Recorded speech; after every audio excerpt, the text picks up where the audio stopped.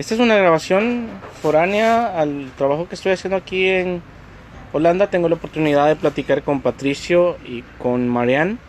Son personas que conocen un poco más de cómo era la situación de El Salvador, o cómo era la relación de Holanda y El Salvador en los años 80 y 70. Nuestras generaciones no conocen mucho de esto y a mí me interesa pues saber un poco más. Saben que nuestros gobiernos actuales se han encargado de que la historia o la versión de la historia sea en la que está escrita, pero muchas veces la escrita no es la que es. Así que aprovechando mi visita aquí a Holanda, pues puedo platicar con ellos. Gracias por el tiempo. Y yo quisiera que me platicaran así, tranquila, libremente, cuál es el papel que jugó el pueblo de Netherlands, de Holanda, en las luchas sociales latinoamericanas, y se puede específicamente El Salvador, pero también saber un poco el contexto latinoamericano y sobre todo empezar para nosotros, las nuevas generaciones, a entender por qué. ¿Por qué Holanda como pueblo decidió apoyar a Latinoamérica? Había una sensación social bastante amplia en Holanda. Entonces, cuando pasó el golpe de Estado en Chile, esto pasó harto en la tele y la gente quedó sentida. Y cuando llegaron los refugiados, había mucha gente holandesa que trataron de ayudar. Y con los chilenos llegaron también los argentinos, uruguayos, bolivianos, brasileros. Entonces había grupos de solidaridad en diversas formas, y por las iglesias sociales, de juntar dinero para apoyar los presos, para ayudar a la gente que llegaron como refugiados, trabajo político hacia los diferentes partidos políticos chilenos y también después con los argentinos cuando era el golpe allá. Y después pasó lo de Nicaragua.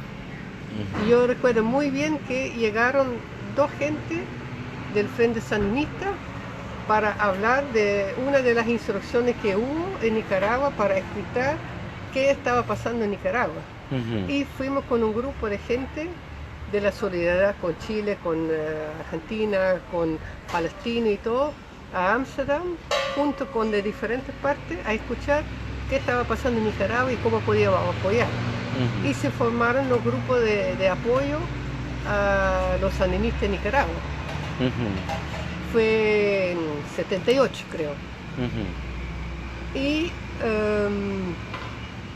después, sobre todo los socialdemócratas, el partido PFNR, agarró este movimiento, como lo hizo con el movimiento de Chile también. Habían grupos un poco afuera, más el apoyo más en Chile al MIR, o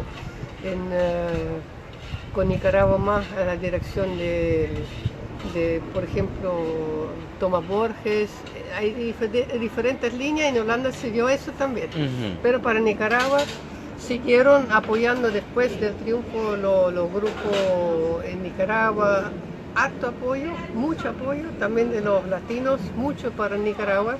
Y ahí, como formamos el grupo de apoyo a El Salvador, en la ciudad donde yo vivía, pero también en Ámsterdam, en Tilburg y varias partes. Y ahí se juntaron poca gente que ya tenía experiencia en la solidaridad, y la gente latina. Tú trabajaste también en Ámsterdam apoyando a El Salvador. Y salió bastante información sobre El Salvador aquí. Y los famosos carteles que nosotros vemos en el Museo de la Guerra del Frente Faramundo Martí, que están en Morazán, que dice el pueblo de Ámsterdam ayudando a El Salvador. Hicimos harto afiches, postes, de todo, y apoyo también a la zona bajo control que habían en ese tiempo. Presiones políticas se trataba de hacer, y ahí el 17 de marzo mataron a un equipo de la tele holandesa. Sí, que es de las cosas que quiero investigar. Que fue un golpe, pero súper fuerte, porque ahí la gente ¿De qué cadena eran esos? El Icon. Icon, de acá. Es Internet Kerkelijk Overleg, creo. la organización Interiglesia de Iglesias, que tenía una parte en la tele también para transmitir, y tenían documentales, información bastante buena sobre, bueno, de todo tipo. Es como, tratando de hacer un símil para que lo entienda la gente que nos oye, es como este Interreligious Task Force que está en América, que supongo que es así, algo interreligioso. Algo por ahí, sí.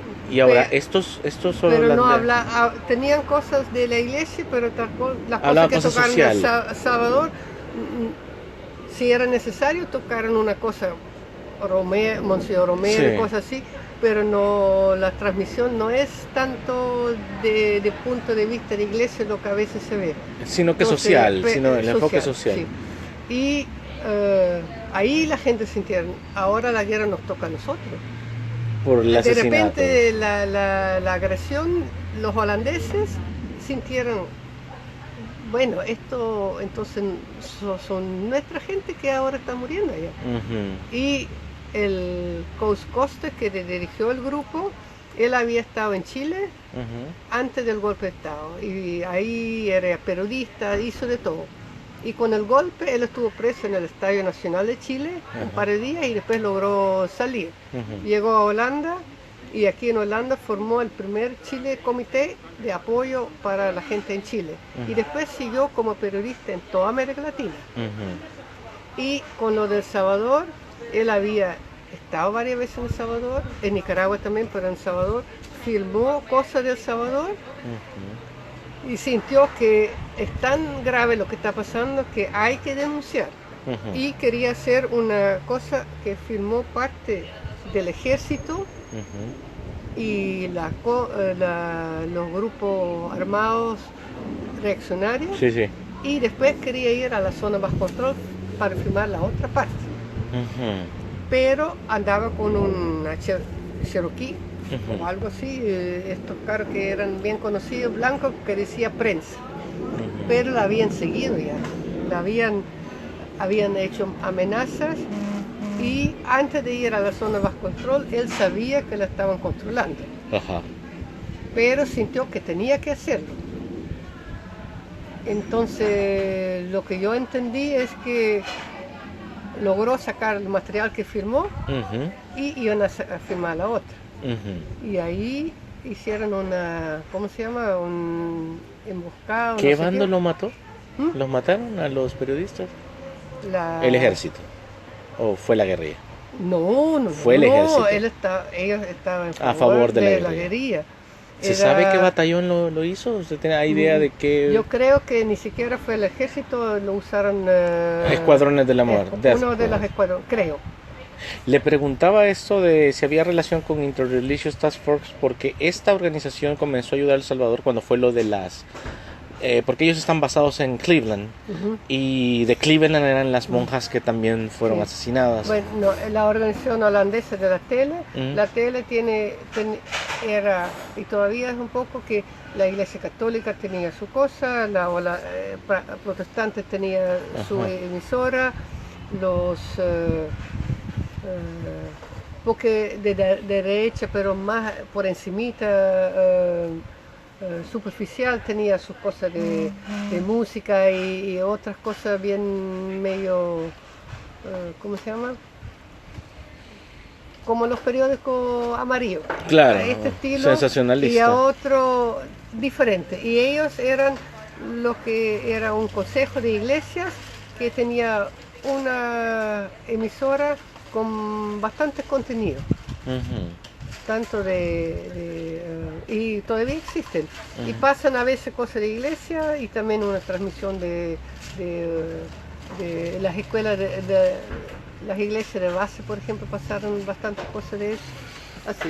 Interesante pero bueno, y después lo mataron y nunca sacaron todo para arriba. No fueron, lo que yo sé, no sé si condenaron gente para eso. Todavía, de hecho, la ley de amnistía, hay muchas... La ley de amnistía se levantó hace un par de años, pero nadie ha generado... No hay nadie judicializado todavía en todos los casos. Y esto sí fue bonito, el movimiento de solidaridad. Pasó eso, 2 días después, creo, había una manifestación hacia la embajada o el consulado de Estados Unidos en Ámsterdam, y pusieron 4 cruces con los nombres de periodistas holandeses, grandes, y una para los 40.000 salvadoreños que mataron. Los 40.000 salvadoreños que iban muertos hasta ese momento. Sí, a ese momento. Y lo pusieron enterrado en el Museum Plain frente al consulado. En el Museum Plain. Ya, ahí está, todavía está el consulado ahí. ¿Tú participaste en eso, eh? Patricio, yo tengo entendido que usted fue preso político de la dictadura de Pinochet. Sí. Y después vino a Holanda. ¿Cómo era Latinoamérica en ese entonces? Bueno,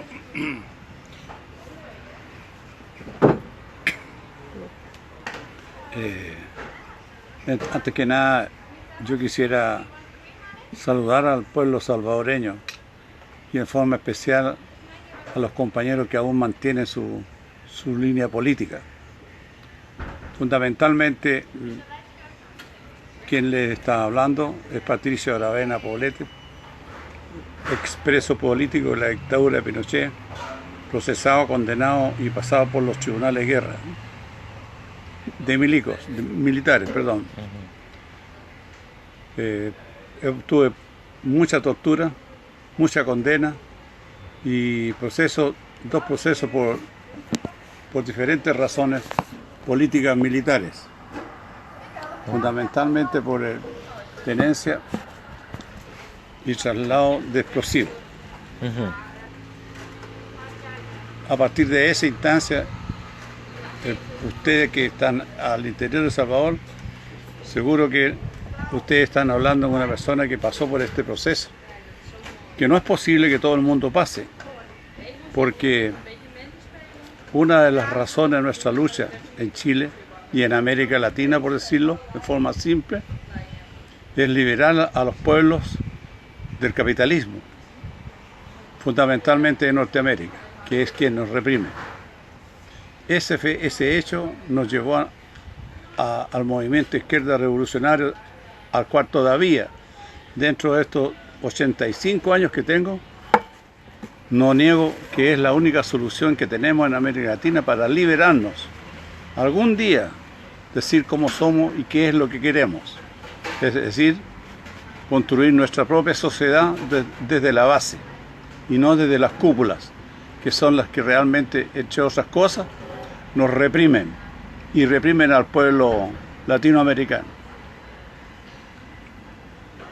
Entre otros aspectos y entre otras razones que me llevan a establecer este contacto con Nicolás, es que esta organización a la cual él pertenece y que es a lo que viene, todavía no lo sé concretamente, que no quisiera participar, es que el caso de El Salvador, para decirlo así bien concretamente, en América Latina no se sabe el estilo y la forma de represión que tiene la dictadura política, según dice, entre paréntesis, de izquierda, para con el pueblo salvadoreño.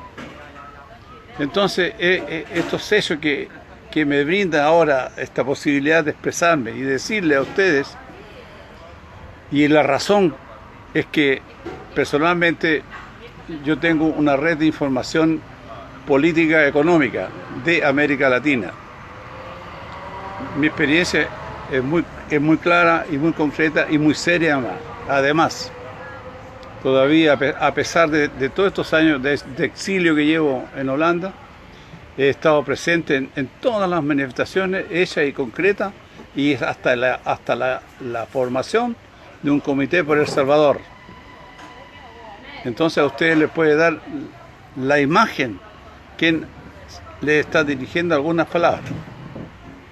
Yo quisiera que esta entrevista tenga un cauce positivo frente a las necesidades de comunicaciones que no existen con El Salvador, con Nicaragua, con Costa Rica y Guatemala. ahora, este fin de semana, para informarlo además de usted, hay un acto por Guatemala. ¿Qué significa un acto social aquí?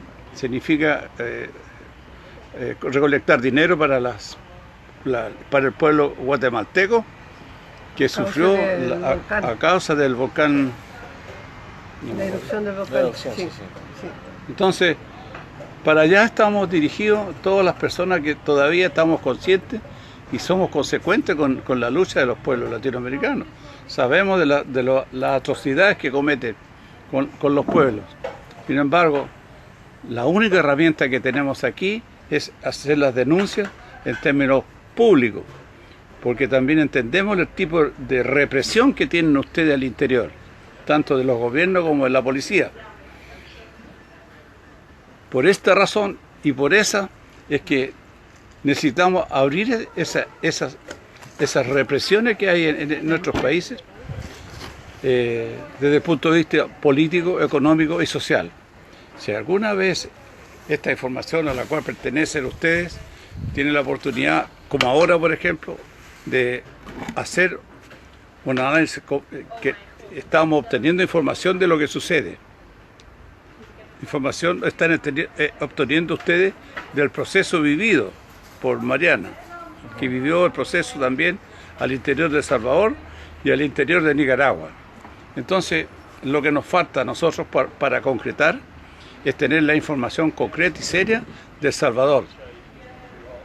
No sé si es suficiente para ustedes o no, pero en cualquier caso, si ustedes necesitan un tipo de información política o visión política o algún correo que sea, aunque sea clandestino, díganlo, infórmanos. Lo necesitamos para poder saber la situación de los pueblos latinoamericanos. Muchas gracias por haberme dado este espacio para exponerle nuestra visión social y política de Centroamérica. Muy amable, muchas gracias, un abrazo grande, revolucionario. Patria o muerte, venceremos.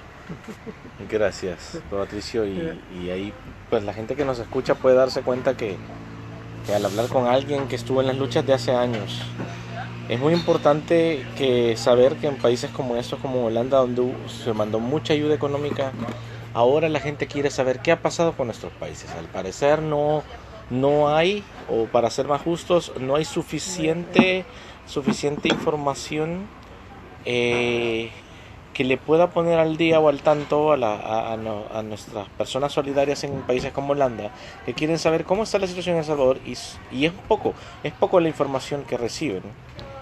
Y es importante generar los vínculos y los canales necesarios para que puedan tener una retroalimentación constante de lo que está pasando, para que no haya una realidad sesgada o a veces encubierta de qué es lo que realmente está sucediendo, más con la intención de que lo sepan las personas que en el presente o en el pasado han ayudado a nuestra comunidad. Yo quisiera preguntarle a Marian, si es que es posible, si pudieras decirnos a tu opinión personal, ¿en qué momento se redujo esta comunicación? O sea, ¿en qué momento había una comunicación fluida entre lo que pasaba en El Salvador y la gente que estaba ayudando solidariamente en Holanda? ¿Y en qué momento eso comenzó a sesgarse hasta que ahora ya hay poca información? Bueno, yo creo que en algo tiene que ver con el desarrollo en Holanda mismo, que ya no hay tanto movimiento solidario como antes, o en la forma como se hizo antes. Y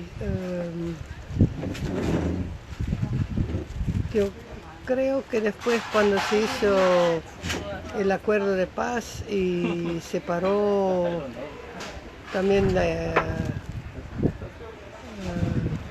la represión, bajó, regresaron la gente también de Costa Rica y llegaron de Estados Unidos, de California, y regresaron las maras y todo eso es lo que se dio. Y después bajó, yo creo que ahí bajó la solidaridad, no como tal entre las personas, pero sí como grupo de apoyo, porque la situación cambió en otra dirección. Yo creo que este es más o menos lo que... Además yo salí, estuve en Nicaragua 4 años y cuando regresé ya habían cambiado un poco la forma de solidaridad que había antes. Ok.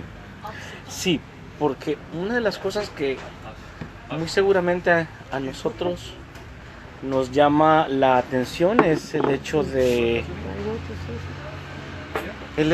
que como somos una generación distinta, solo podemos escuchar lo que nuestros padres nos dijeron de lo que sucedió o de lo que está escrito. Pero, ejemplo, a mí me llamaba poderosamente la atención cuando yo estaba ya adolescente, que obviamente ya había pasado la guerra, porque la guerra terminó cuando yo tenía 12 años. Pero ya en mi adolescencia, a los 17, 18, yo iba al Museo de la Guerra y miraba estos pósters en el Museo de la Guerra de que el pueblo de Holanda ayudaba. Sí. Entonces, para nosotros es un poquito complicado entenderlo. Y quizás con esto quisiera terminar la entrevista que me explicaran. Es para gente de nuestra generación es bien complicado entender porque un país europeo con el desarrollo y la idea que nosotros tenemos de lo que es un pueblo europeo, le interesaba ayudar a nuestros países y para que ponerlos en contexto, para que entiendan a qué me refiero, es cuando en nuestras mentes cuando pensamos en Estados Unidos, en Europa, hablemos de potencias desarrolladas.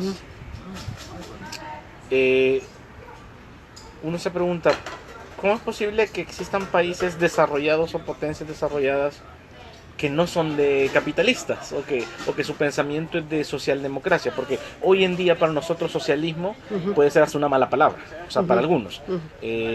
Para algunos lo es, para algunos es como sí es la solución, para otros es como sí es la solución pero ha sido mal aplicada en nuestros países. Pero lo importante es que hoy por hoy, en el sentido general, no estoy diciendo la realidad, pero en el sentido general, lo que entiende un joven actualmente por socialismo es lo que está pasando en Venezuela, o lo que está pasando en Nicaragua, o lo que está pasando en otros países.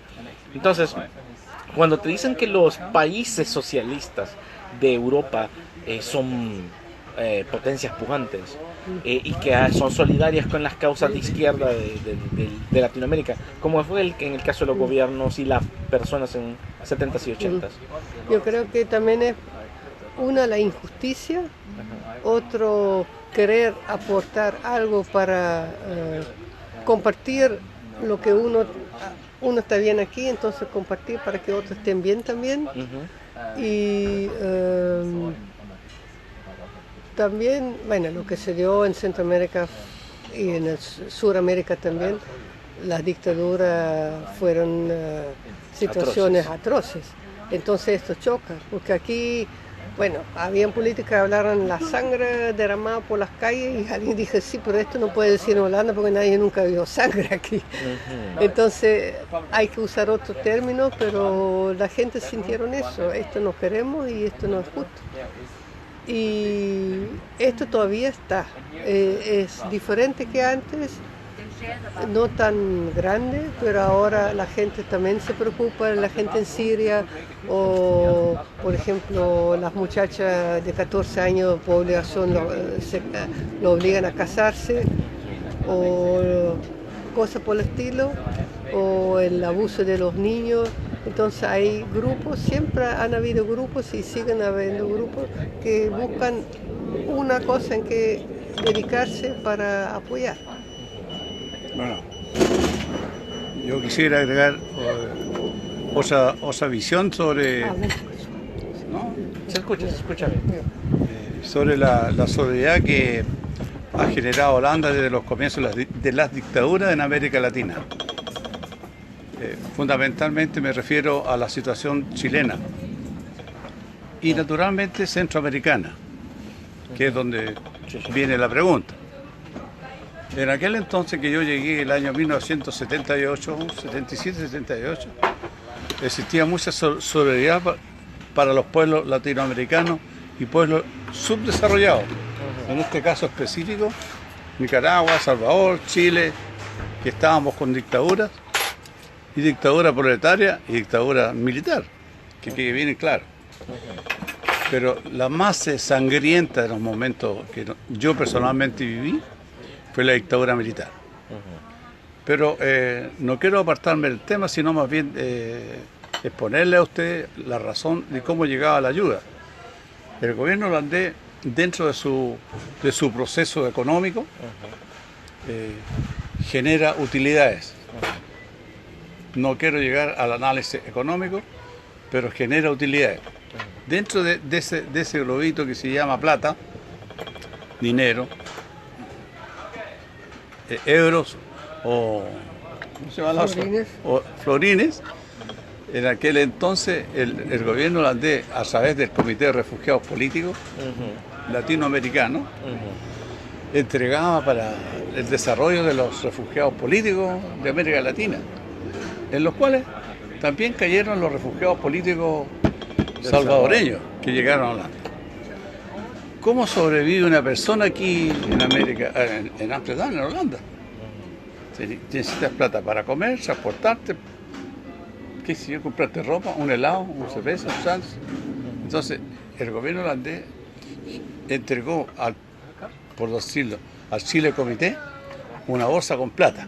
Y esta bolsa con plata se generó a través de una parte para los partidos políticos y otra parte para las centrales, para los refugiados políticos.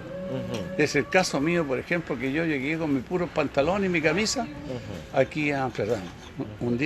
Una noche estoy en mi celda y al otro día yo tuve que tomar el avión para venirme a Holanda.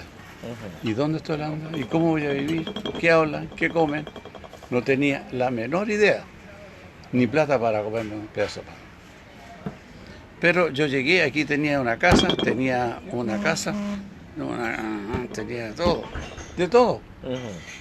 Y además de eso tenía 50 florines semanales para movilizarme y comprarme un pedazo de pan, por decir. Entonces, no era mucho, pero suficiente era para lo mínimo para manejar. me permitía a mí, qué sé yo, comprarme una cerveza por último. Que era lo que hacíamos, entre otras cosas, juntábamos un poco de plata para comprarme una cervecita. Pero a donde voy ahora es que dentro de ese espacio se formó en Amsterdam el Salvador Comité, Nicaragua Comité y el Chile Comité. Entonces los refugiados no llegaban, digamos, a la sesión de refugiados, sino llegaban al Chile Comité, los partidos políticos. Y la plata generada allá y después se repartía aquí en este lado. Cada refugiado político recibía 50 florines. Los partidos políticos chilenos que estaban, entre otras cosas, trabajando al interior en contra de la dictadura, también recibían dinero para desarrollar su actividad al interior. Ahora, de esa plata que te digo, pasó un poco al Salvador Comité. Y a través del Salvador Comité se generaba esta plata porque el Salvador Comité no estaba un solo Salvador Comité, estaba dividido aquí en Holanda. Uno estaba allá en Kirchturg y otro estaba en Amsterdam.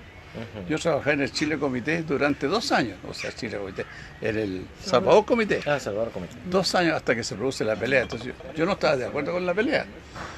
Porque ¿La misma que usted dice de la prolongación de la guerra? ¿O No. otra? ella habla del interior. Sí, el interior. Hablo de Amsterdam. Aquí en Holanda también había, bueno, como los chilenos tenían eso, los salvadoreños también, que los grupos de solidaridad se formaban alrededor de gente que tenían sus ideas, su información, su visión y su propia visión política. Entonces aquí también había gente que apoyaba más el ERP y otros más la línea del FPL, o otros que eran más humanitaria, bien amplia y ni entendían la diferencia entre uno y otro. Pero los que sí sabían, ellos manejaban también los comités nacionales y ahí llegaba la plata para el trabajo de solidaridad. Entonces, bueno, como en todas partes, entonces los chilenos tenían lo mismo. cuando llega plata a Salvador, Sí. llegaba a través de estos dos comités que estaban aquí formados. Y llegaba para allá a la gente que apoyaban sobre todo. Y defendiendo, ¿no es cierto? Por cerrar la lucha armada, por ejemplo, que era nuestra posición. Fíjate bien, de otra manera estábamos conectados. Yo, bueno, representaba al MIRA, ¿no es cierto? Y nuestra línea política era justamente cercaquera a la dictadura. Claro. Sí, la guerrilla. Producto, nosotros también tuvimos guerrilla clandestina en Chile. Ujú. En ese tiempo, los mataron a todos. Yo sobreviví por si las moscas, ¿no? Pero bueno, esa es la razón que tú querías saber. Yo creo que tú tienes más claro ahora cómo se va la cosa. Y quizás la última duda que me surge es cuando se llegó el momento de la firma de la paz, Ujú. Ahí sí que yo no... ¿cómo fue que lo recibió en la noticia el pueblo solidario?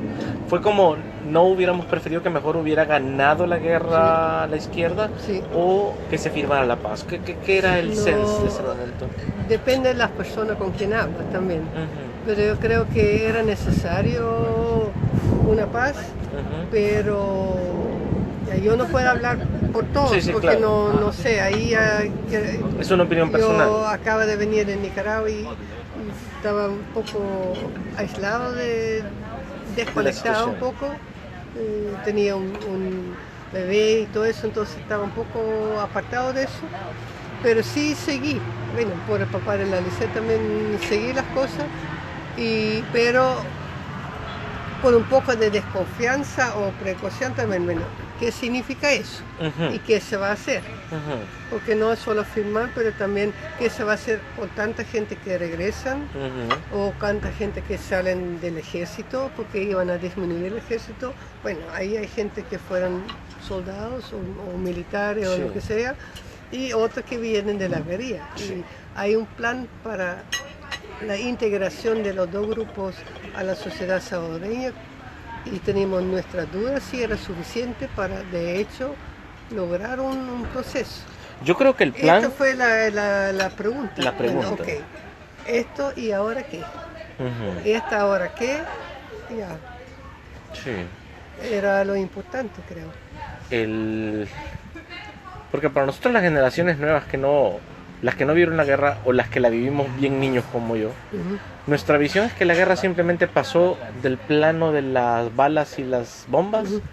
a los gritos y los insultos en la asamblea. Ah. O sea, como que pasó la guerra, ok, cesa el fuego acá, pero entonces el fuego sigue en el ámbito político. Sí. Lo bueno es que ya no hay guerra, ¿verdad? Sí. Ya no hay un cese de el levantamiento armado. Pero también nuestra generación piensa, y esta es la reflexión con la que finalizo, es, pero ahora hay otra guerra. Y el problema es que no es una guerra declarada, que es la violencia social, la violencia causada por las pandillas, causada por el narcotráfico, causada por el crimen organizado. Eh, Entonces el problema es que ahora está muriendo tanta gente, no puedo decir sin más que la guerra, porque sería muy osado decirlo, pero es delicado porque ahora ya no hay una guerra declarada, entonces no hay países como refugiando personas por la guerra, como en el caso de Siria, Sí. pero sí está muriendo gente Sí. diariamente, hasta 30 Pero ¿sabes personas qué? Te voy a diarias. decir una cosa que creo que es súper significativa. Yo cuando vine de Nicaragua para acá, mi compañero era salvadoreño en ese tiempo y después de un mes aquí, dijo, ¿sabes qué? Él estaba apoyando la guerra, apoyando una sociedad más justa y todo eso. Dijo, me da tanta cólera, dijo. Aquí llegamos, teníamos un subsidio para sobrevivir porque Sí. no teníamos trabajo todavía. Claro.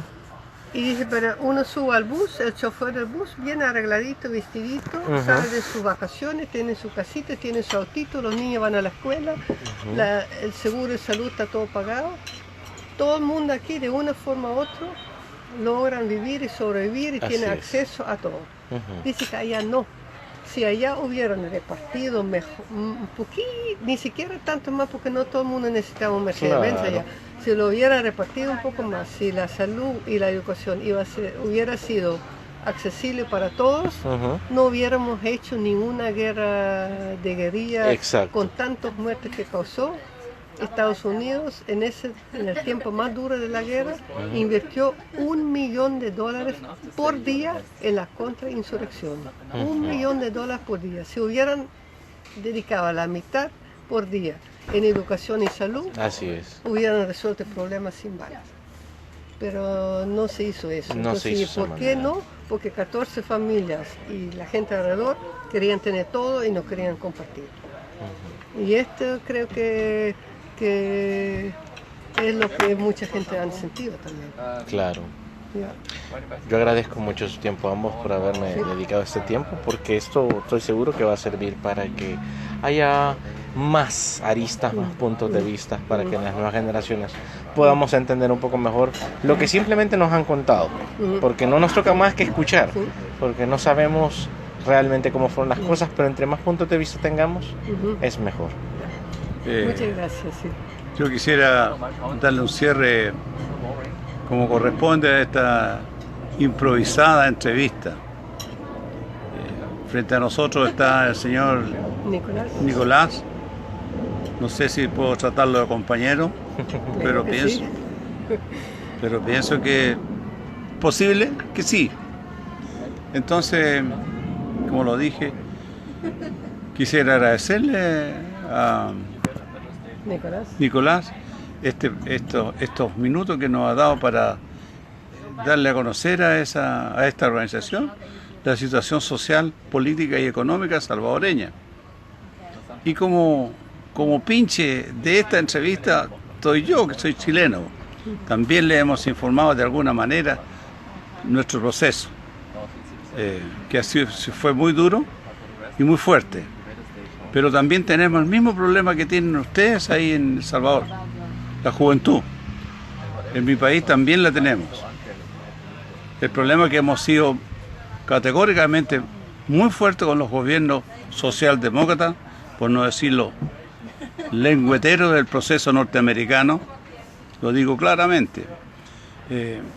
Exigirle a los gobiernos una educación completa, total y absoluta a los gobiernos, puesto que el gran porcentaje de cesantía en Chile obedece a las nuevas generaciones. Felizmente yo estoy llegando casi a los 85 años, se apagó. No, sigue. Continúa.